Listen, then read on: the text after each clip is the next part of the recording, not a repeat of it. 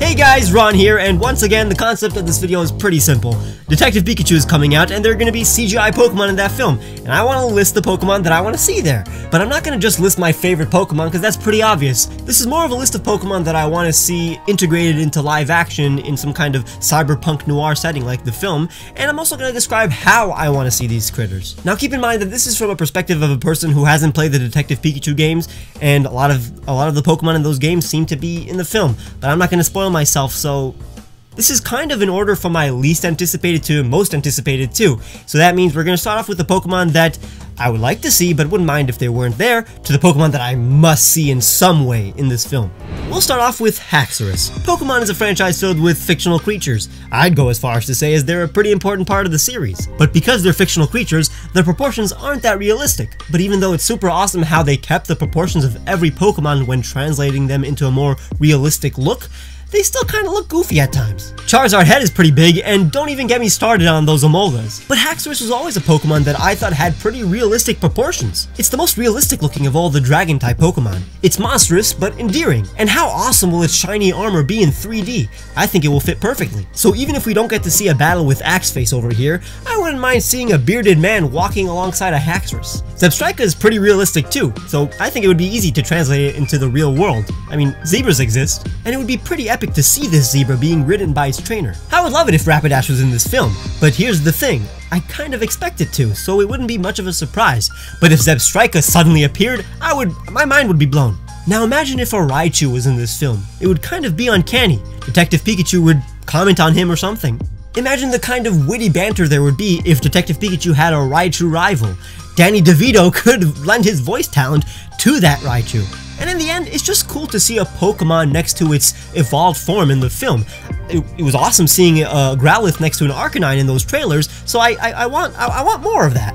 Now speaking of wanting more, which Pokemon is just the most amount of Pokemon? Wailord. I want to see a huge Pokemon like Wailord spring forth from the sea, and I don't need more than just like 5 seconds from him. But if Tim and Pikachu somehow ended up near the ocean, this big boy better bounce out of the blue. But if there's no ocean in this film and they end up being near some kind of lake or river, Milotic would be amazing to see in live action. I wonder how beautiful this beast would be. But the giant water type I want to see the most is Lapras, and it's probably going to be there. But if our protagonists need to get across a body of water somehow, Lapras would be the best Pokemon to show up. Pikachu would be like, "Hey buddy, can you get us where we need to go?" And Lapras would be like, "Of course, for the price." And then he'd slip the Lapras a good old 20. Nothing too crazy. But water won't help our friends get away from a pack of angry Greninja. And we know for a fact that our group will be attacked by Greninja in the forest. And what better Pokemon to save our friends from the wrath of the most popular Gen 6 Pokemon than Breloom? I would go nuts if I saw Shroomish walk on the forest floor as Tim and Pikachu enter.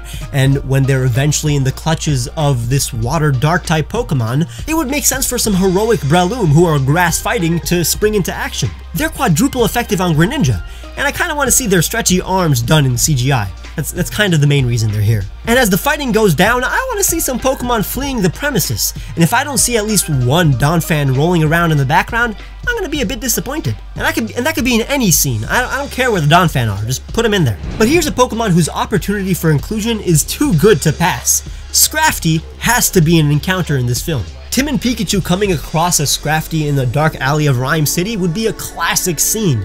He could be giving out information for high price, or just be a nuisance. I wouldn't mind seeing this hoodlum Pokemon spray painting some walls alongside a Smeargle, you never know, and this would also give the artist an opportunity to showcase his scaly skin. Scrafty's lizard texture would make the origin of this Pokemon way clearer to the audience. But guys, you knew this was coming. When it comes to cute Pokemon, the #1 pocket monster I want to see is Wooper. It'll look all cute and moist. I mean, real-life Axolotls are already pretty adorable, so who wouldn't want to see this Pokemon on the big screen? A Wooper could appear whenever Tim and Pikachu are walking through that creek with those, Bulbasaurs and Morlulls. And we already see them on city signs. In terms of texture, not a lot of Pokemon have the same body as a Wooper, so it would kind of help showcase how each Pokemon has a different anatomy and texture. Now what about Pokemon who I want to see in battle?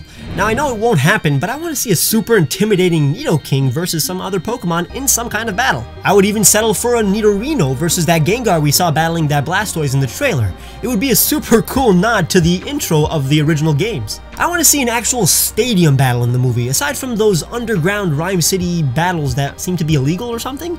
And in the end, I don't think I would be settling, because Nidorino is such an iconic Pokemon. It really looks like a Pokemon, so seeing it on the big screen would kind of bring everything full circle. It'll be extremely nostalgic that I may even cry. Now we know that in some point during the film, we'll see a Flareon in a room of evolutionary stones, assuming that it just evolved. But I would have preferred a Vaporeon. Flareon already kind of looks like an Eevee texture-wise, and we do know that an Eevee will appear in the film, so it's kind of a waste. And some people who saw the trailer thought that Flareon was an Eevee, but Vaporeon would look super fresh. I know Vaporeon wouldn't be that menacing against an electric type like Pikachu, considering, that Flareon did seem like an antagonist, but I would really love to see him at least in the background or something.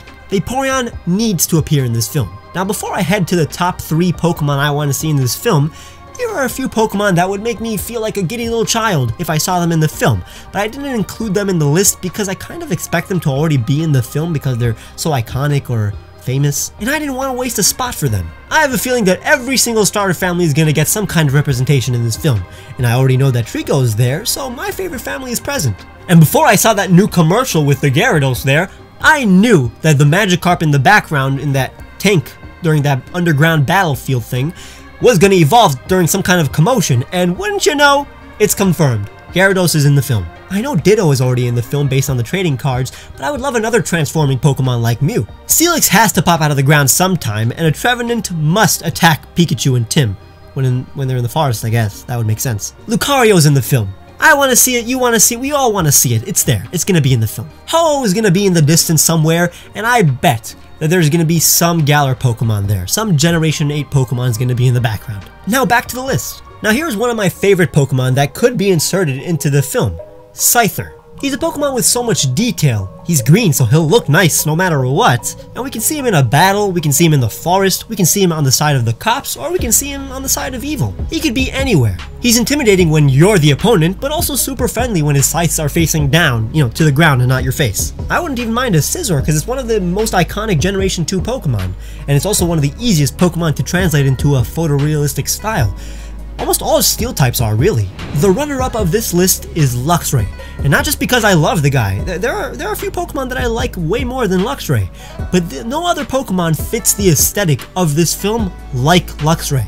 I know that throughout this film, we're gonna get a mixture of neon signs and dark paths. The look of this film is inspired by noir and cyberpunk, so that means we're gonna get a lot of light and dark. That's the theme of this film.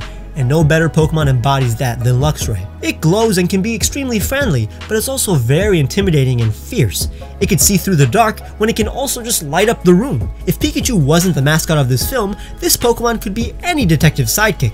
It can see through objects, for crying out loud. What better Pokemon for surveillance is there? I don't know at what point a Luxray could appear in the film, but if it does, I'm gonna scream. I'm just gonna yell in the theater. I'm gonna ruin the experience for everybody, and I don't care, because I'm gonna get to see a Luxray in the real world.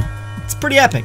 And before I move on to the Pokemon I want to see the most in Detective Pikachu, we're gonna have some honorable mentions. In fact, they're more like Pokemon that were gonna be on this list, but after some further thought, I decided to not include for various reasons, so let's see them. Tyranitar would be crazy cool to see in this film, but we've kind of seen him, wreak havoc in all kinds of Pokemon-related media already, so I don't really need to see him in the real world. Rhydon would be cool for a few seconds, but only because it was the first pocket monster ever officially created. Wobbuffet isn't a terrible choice, but would I really pick it out of all the really cool designs? Whoa!